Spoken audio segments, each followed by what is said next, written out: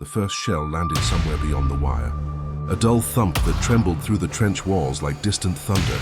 Private Thomas Hale paused with his tin mug halfway to his lips. Corporal Finch didn't look up from the pack of cards in his hand. "That's ranging," Finch said calmly. "They're finding us." The second shell landed closer. The dugout shuddered. Earth sifted down from between the timber supports, dusting Miller's shoulders in fine brown powder. Miller brushed it off with theatrical annoyance. "I just got settled." Davies forced a grin that didn't quite hold. "You can ask them to aim elsewhere if you like." Then the barrage truly began. The sky above the trench seemed to split open. Shell after shell crashed down in violent succession, each explosion overlapping the last, until the world became a single rolling roar. The timbers overhead creaked.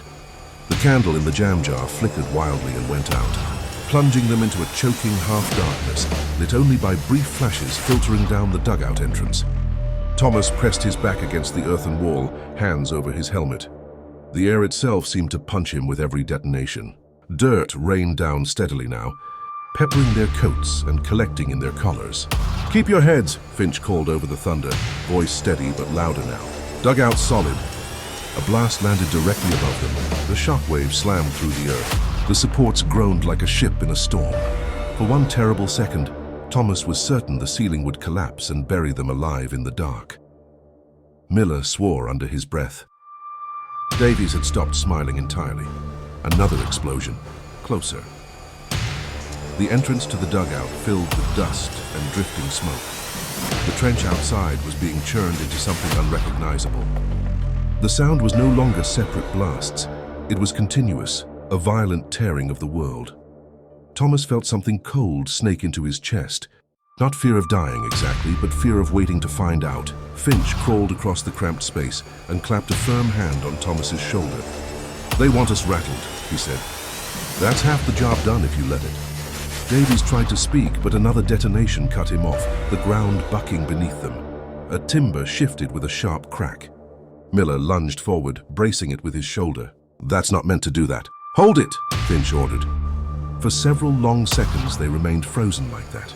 Miller straining against the timber, Davies pressing his palms to the wall, Thomas staring upward, as if he could see through earth and smoke to the guns miles away.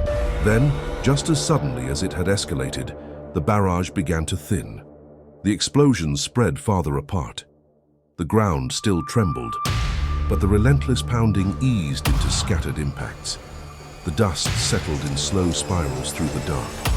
Silence did not return all at once. It crept back cautiously. No one moved at first. Finally, Miller eased away from the timber. It held. Davies let out a long breath he'd been storing for minutes.